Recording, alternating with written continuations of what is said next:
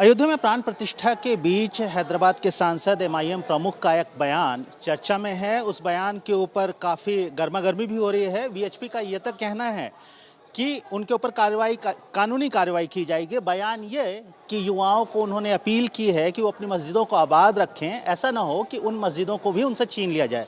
Sir, क्यों लगता है आपको कि मस्जिदें छीन ली जाएंगी? देखिए, अगर आप बाबरी मस्जिद की आज़ादी के इस मुल्क की आज़ादी के बाद से अगर आप उसकी हिस्ट्री देखेंगे तो जिस तरीक़े से उस मस्जिद को मुसलमानों से छीना गया वो ख़ुद एक सच्चाई पर मुबन्नी है। जीबी पंत मुख्यमंत्री हैं,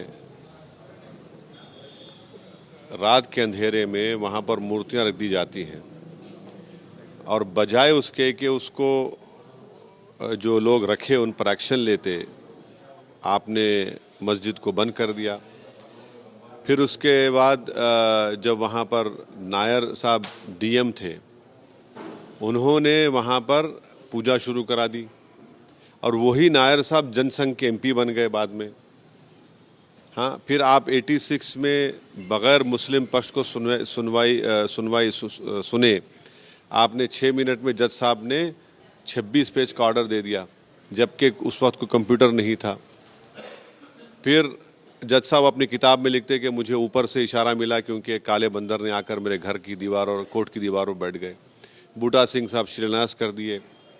सुप्रीम कोर्ट को बीजेपी ने, विश्व हिंदू परिषद ने जाकर कहा कि हम 6 दिसंबर के दिन मस्जिद को हाथ नहीं लगाएंगे, आपने डेमोलिश कर दिया। क्रिमिनल ट्रायल का जजमेंट आता, किसी पर इल्ज़ाम नहीं लगता, सज़ा नहीं होती, मोदी सरकार उसके खिलाफ अपील नहीं करती। टाइटल सूट का सुप्रीम कोर्ट का जजमेंट आता, सुप्रीम कोर्ट ये कहता है कि वहाँ पर मंदिर को तोड़कर मस्जिद नहीं बनाई गई और फेथ की बुनियाद पर सुप्रीम कोर्ट फैसला कर देता है। आप देखिए क्या हो रहा है। सुप्रीम कोर्ट का फैसला हमारे लिए आखिरी फैसला है, हम तो मानते हैं। यही तो सिलसिला चल रहा है, इसीलिए तो हमने कहा। और फिर आप देखिए मथुरा का मसला है। 55 साल पहले मुसलमान और हिंदू भाइयों ने बैठकर एग्रीमेंट कर लिया। मुसलमानों ने 8 एकड़ करीब ज़मीन दी, हिंदू भाइयों ने 2 एकड़ ज़मीन दी। सुन्नी वक्फ बोर्ड इसे परमिशन लेकर किया गया। अब आप 55 साल के बाद बोलते नहीं, हम उसको नहीं मानेंगे। आप काशी का मसला ले लीजिए, प्रधानमंत्री के पर्सनल इंटरेस्ट पर इतना बड़ा आलीशान वहाँ पर उन्होंने काशी के मंदिर बनाया। अब आप वहाँ पर ये बोलते हैं कि नहीं, इसका मसला है। भाई, प्लेस ऑफ वर्शिप एक्ट 1991 को क्यों बनाया गया था भारत की पार्लियामेंट में? इसलिए बनाया गया था कि बाबरी मस्जिद से हटकर दूसरे जगहों पर कोई कंट्रोवर्सी ना हो, उसका उस रिलीजियस प्लेस का चाहे किसी समुदाय का हो, उसका नेचर चेंज ना हो।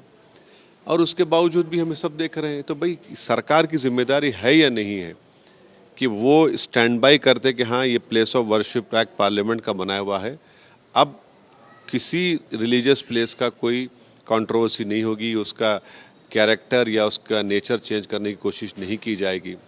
सर, प्रधानमंत्री 22 को जा रहे हैं, आप अभी भी एक तरीके से इस पूरे कार्यक्रम को लेकर तल्ख हैं। आप बार बार बात कर रहे हैं बाबरी मस्जिद की। फैसला आ गया कोर्ट का, भव्य आयोजन हो रहा है, लाखों लोग वहाँ पर जाने वाले हैं, जाने के लिए लाखों लोगों को इनवाइट किया जा रहा है। ऐसे में बार बार विरोध क्यों? विरोध का क्या है? अगर 6 दिसंबर को मस्जिद किसने शहीद की, किसने डेमोलिश किया बाबरी में 6 दिसंबर के दिन? ये तो मुद्दा है ना, ये तो मुद्दा ज़िंदगी रहेगा। ये अगर मस्जिद को आप डेमोलिश नहीं करते, शहीद नहीं करते, तो फिर क्या फैसला आता कोर्ट का? हमारे लिए 6 दिसंबर हम हमेशा याद रखेंगे। 6 दिसंबर कैसे हो बताइए? ये तो फैक्ट है ना। अगर 6 दिसंबर नहीं होता तो फिर जजमेंट क्या आता कोर्ट का? तो क्या हम ये चाहेंगे कि दोबारा इस देश में 6 दिसंबर हो? क्या हम इससे सबक हासिल नहीं करेगा देश? क्यों लगता है 6 दिसंबर दोबारा होगा सर? एक बार हो चुका है। दूध के जले छाछ को ही फूक फूक कर पीते हैं ना। दूध के जले छाछ को ही फूक फूक कर पीते हैं। आपने क्या किया उनको? आपने रिवॉर्ड किया नहीं किया उन लोगों को? आप अपील क्यों नहीं किए क्रिमिनल ट्रायल के खिलाफ? अपील क्यों नहीं करते आप? अपील नहीं किया आपने। तो इसलिए हम कह रहे हैं कि इसलिए हमको इस सरकार को, बल्कि सरकार पर ज़्यादा जिम्मेदारी मोदी सरकार पर, कि वो इन तमाम चीज़ों को, कंट्रोवर्सियों को ना खोलें। जिस दिन देश के वज़ीर आज़म, प्रधानमंत्री ये तय कर लेंगे कि अब कोई कंट्रोवर्सी नहीं होगी, तो किस्सा ख़त्म हो जाएगा। अरे भाई, प्रधानमंत्री ने अपनी पर्सनल इंटरेस्ट लेकर काशी की इतनी बड़ी मंदिर बनाई, ये शाम में मस्जिद है, तो कैसे हो रहा है बताइए फिर।